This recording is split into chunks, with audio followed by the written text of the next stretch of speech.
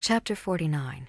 The invading Lamanites are unable to take the fortified cities of Ammonihah and Noah. Amalickiah curses God and swears to drink the blood of Moroni. Helaman and his brethren continue to strengthen the church. And now it came to pass in the 11th month of the 19th year, on the 10th day of the month, the armies of the Lamanites were seen approaching towards the land of Ammonihah. And behold, the city had been rebuilt, and Moroni had stationed an army by the borders of the city, and they had cast up dirt round about to shield them from the arrows and the stones of the Lamanites. For behold, they fought with stones and with arrows. Behold, I said that the city of Ammonihah had been rebuilt. I say unto you, yea, that it was in part rebuilt, and because the Lamanites had destroyed it once, because of the iniquity of the people, they supposed that it would again become an easy prey for them. But behold, how great was their disappointment! For behold, the Nephites had dug up a ridge of earth round about them, which was so high that the Lamanites could not cast their stones and their arrows at them, that they might take effect. Neither could they come upon them, save it was by their place of entrance. Now at this time the chief captains of the Lamanites were astonished exceedingly, because of the wisdom of the Nephites in preparing their places of security. Now the leaders of the Lamanites had supposed, because of the greatness of their numbers, yea, they supposed that they should be privileged to come upon them as they had hitherto done. Yea, and they had also prepared themselves with shields and with breastplates, and they had also prepared themselves with garments of skins, yea, very thick garments, to cover their nakedness. And being thus prepared, they supposed that they should easily overpower and subject their brethren to the yoke of bondage, or slay and massacre them according to their pleasure. But behold, to their uttermost astonishment, they were prepared for them in a manner which never had been known among the children of Lehi. Now they were prepared for the Lamanites to battle after the manner of the instructions of Moroni. And it came to pass that the Lamanites, or the Amalickiahites, were exceedingly astonished at their manner of preparation for war. Now if King Amalickiah had come down out of the land of Nephi at the head of his army, perhaps he would have caused the Lamanites to have attacked the Nephites at the city of Ammonihah. For behold, he did care not for the blood of his people. But behold, Amalickiah did not come down himself to battle.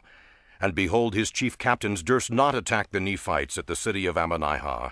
For Moroni had altered the management of affairs among the Nephites, insomuch that the Lamanites were disappointed in their places of retreat, and they could not come upon them.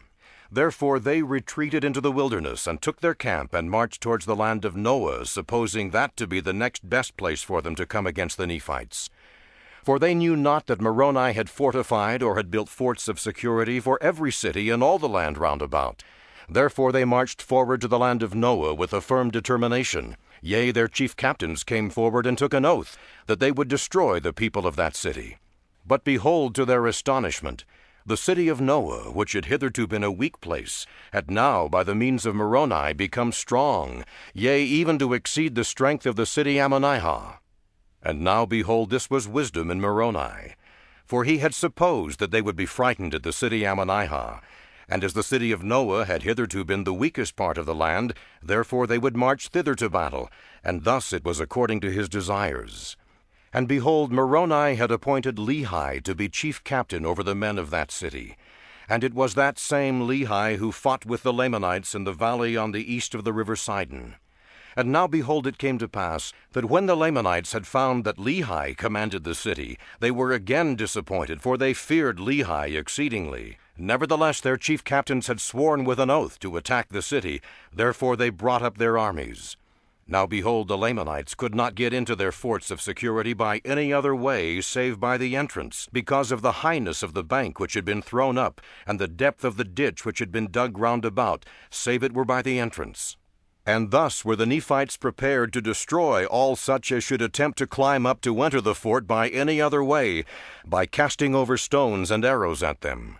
Thus they were prepared, yea, a body of their strongest men with their swords and their slings, to smite down all who should attempt to come into their place of security by the place of entrance. And thus were they prepared to defend themselves against the Lamanites. And it came to pass that the captains of the Lamanites brought up their armies before the place of entrance, and began to contend with the Nephites to get into their place of security. But behold, they were driven back from time to time, insomuch that they were slain with an immense slaughter.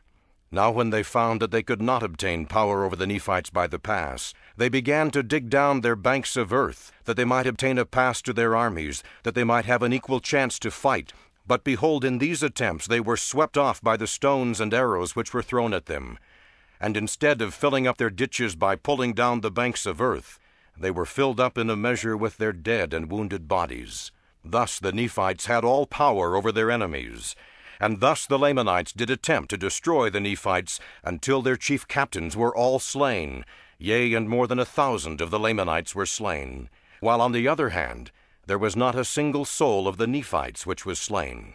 There were about 50 who were wounded, who had been exposed to the arrows of the Lamanites through the pass, but they were shielded by their shields and their breastplates and their headplates, insomuch that their wounds were upon their legs, many of which were very severe.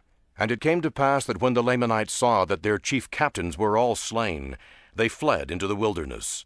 And it came to pass that they returned to the land of Nephi to inform their king Amalickiah, who was a Nephite by birth, concerning their great loss. And it came to pass that he was exceedingly angry with his people, because he had not obtained his desire over the Nephites. He had not subjected them to the yoke of bondage. Yea, he was exceedingly wroth, and he did curse God and also Moroni, swearing with an oath that he would drink his blood. And this because Moroni had kept the commandments of God in preparing for the safety of his people. And it came to pass that on the other hand, the people of Nephi did thank the Lord their God because of his matchless power in delivering them from the hands of their enemies.